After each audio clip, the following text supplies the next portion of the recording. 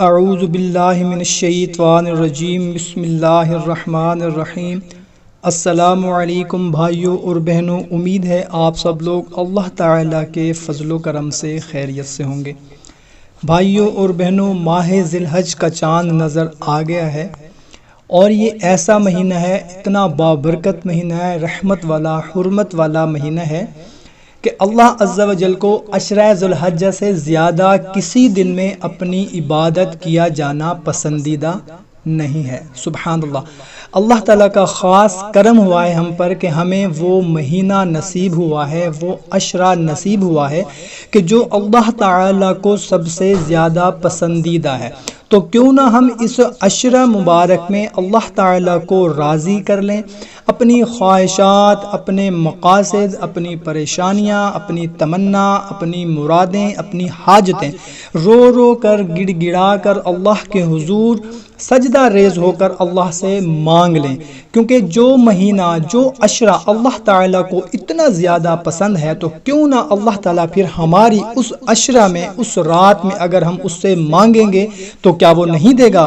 ضرور دے گا۔ ہمارا ایمان ہے، ہمارا یقین ہے، اللہ تعالیٰ سے اگر رو رو کر گڑ گڑا کر مانگو گے تو ضرور ملے گا، عام دنوں بھی۔ اور یہ خاص عشرہ جو کہ اللہ تعالیٰ کو بہت زیادہ پسندیدہ ہے، تو اگر اس میں ہم مانگیں گے تو انشاءاللہ تعالیٰ اس میں بھی ہماری خواہشات، ہماری تمنا، ہماری حاجتیں، ہماری پریشانیاں ضرور دور ہوں گی۔ اگر آپ کی بھی کوئی بھی پریشانی ہے، تمنا ہے، خواہش ہے، مقصد ہے، کوئی بھی آپ کی پریشانی ہے، تو ضرور اللہ کے حضور رو رو کر گڑ گڑا کر دعا مانگیں، انشاءاللہ تعالیٰ ضرور ہماری پریشانیاں دور ہوں گی۔ دعا کرتے ہیں کہ اللہ تعالیٰ اس ماہ مبارک کے صدقے، اس ذوالحج کے پہلے عشرہ کے صدقے ہم تمام بہن بھائیوں کی تمام پریشانیاں دور فرما دے، بے اولادوں کو اولاد نصیب کر دے، بے روزگاروں کو روزگار عطا فرما دے، اور جس کی جو بھی خواہش ہے، تمنا ہے، جائز وہ پوری فرما دے، اور جو بہن بھائی پریشان حال ہیں ان کی پریشانی دور فرما دے۔ اگر آپ کی بھی کوئی پریشانی ہے، کوئی مقصد ہے، کوئی خواہش ہے، دعا کے لیے کومنٹ سیکشن میں لکھ دیں۔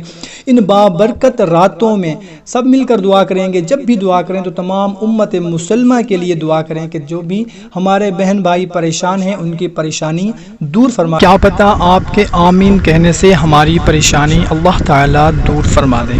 حدیث پاک میں ہے کہ اللہ عز و جل کو عشرہ ذوالحج سے زیادہ کسی دن میں اپنی عبادت کیا جانا پسندیدہ نہیں۔ اس کے ہر دن کا روزہ ایک سال کے روزوں اور ہر شب کا قیام شب قدر کے برابر ہے۔ سنن ترمذی جلد نمبر 2 صفحہ نمبر 192۔ اور حضرت ابو ہریرہ رضی اللہ عنہ نبی کریم صلی اللہ تعالی علیہ وسلم سے روایت کرتے ہیں، اللہ عز و جل کو عشرہ ذوالحج سے زیادہ کسی دن میں اپنی عبادت کیا جانا پسندیدہ نہیں۔ اس کے ہر دن کا روزہ ایک سال کے روزوں اور ہر شب کا قیام ایک سال کے قیام کے برابر ہے۔ مشکات شریف۔ سبحان اللہ، اتنے بابرکت دن اللہ تعالیٰ نے ہمیں نصیب کیے ہیں، تو ہم نے کوشش کرنی ہے کہ اللہ کو راضی کرنا ہے اور اپنی تمام پریشانیاں جو ہیں، اپنے مقاصد جو ہیں، اپنے دکھ تکلیف جو ہیں، وہ اللہ کے حضور رو رو کر گڑ گڑا کر دعا کرنی ہے کہ اللہ تعالیٰ ہماری پریشانیاں دور فرمائے۔ تو اللہ تعالیٰ ضرور ہماری پریشانیاں دور فرمائے گا ان بابرکت دن اور ان بابرکت راتوں کے صدقے۔ کوشش کریں کہ اس بات کو زیادہ سے زیادہ شیئر کریں تاکہ آپ کے ساتھ ساتھ آپ کے دوسرے دوستوں، رشتہ داروں کا بھی فائدہ ہو جائے۔ تو ہمیں دے اجازت، ملتے ہیں ایک نئی ویڈیو میں۔ اللہ حافظ۔